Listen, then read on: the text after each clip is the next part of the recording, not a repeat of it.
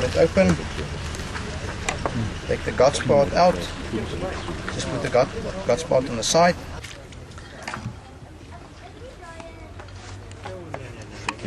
Okay, the next bait is a chokka and a prawn bait. It's going to be very similar to the first one. You also heat the chokka as soft as possible.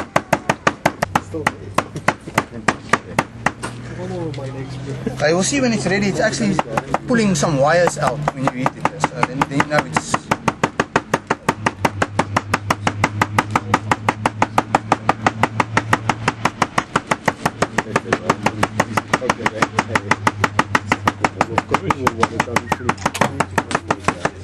Okay, see, so it must be like this.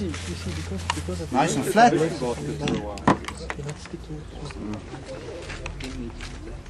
Okay, on this specific one I'm going to take the hook and I'm going to put it right next to the foam, like there, like that. The other also advantage of this whole thing is if you put it like this and your hook is built like this, your hook tends to be always nice and proud and it doesn't want to twist into your bait. It tends to stay always in this direction. It will twist a little bit to that or a little bit to that side, but because the flat side is here on the bottom here, so it tends to go up to the middle again. So a little bit of a spring scenario there that actually holds your hook in place and keeps it nice and proud.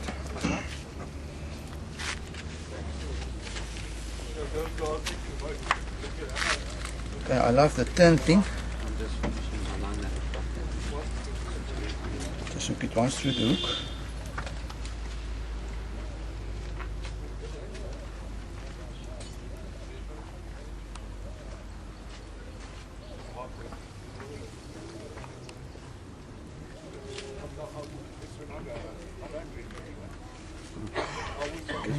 Then, because now you have the same bait as that we just do, but it's only almost half the size stuff, and the hook is still nice and proud, and you will see the hook actually move a little bit down to the bottom. And also if you like to have your hook a little bit lower in the bait, it's nice to do it like this, because then you can actually build your bait up to the top and you can make it actually a long bait and still have your hook nice in the bottom of your bait. It all depends where you actually want your hook.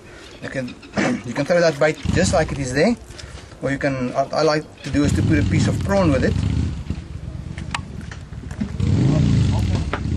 The first thing on the prawn is you get two types of prawns. You get a pink prawn and you get a prawn that I call a red prawn. Now the red prawn tends to work much better than the pink prawn. You must always try, especially on the north coast, you must try to get some of the red prawn. Cut it on the top side, I cut it open halfway, and I actually will open it up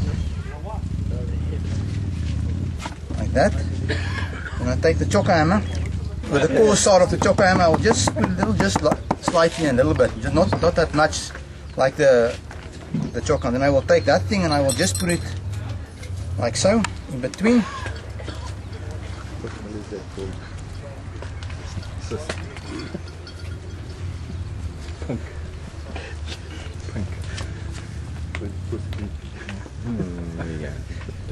Yes. And again, you got your bait, and you can a little hook, you can put it on there. You can put it there and you can see it's a nice and a decent bait. Half is chokka, half is prawn, and the prawn is always in the inside of your hook because it's a very soft bait, and the smaller fish and the fish are they love that prawn, so they will first go for the prawn, they will eat the prawn off, and then if it's in the inside of your hook, the chances are much better to get that fish to hook. Other thing, this thing has a lot of advantage. Actually will increase your casting distance as well, because everything is now streamlined when it's casting. The disadvantage of the whole system is that if you fish and you got a fish that's got a small mouth and he cannot get the whole bait into his mouth, then you tend to miss the fish. But I think that's the same with every type of bait you make.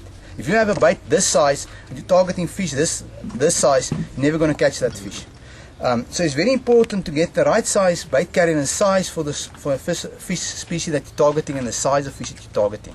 Okay, for this specific bait I will target for stump nose, even the beaker yellow spot pompano. They also got a small type of mouth. That's almost about for about the 8 kilo one upwards, somewhere out there. For the smaller ones I will even half that bait, make it still much smaller. Grunter doesn't leave that bait. So stump nose die for this bait though.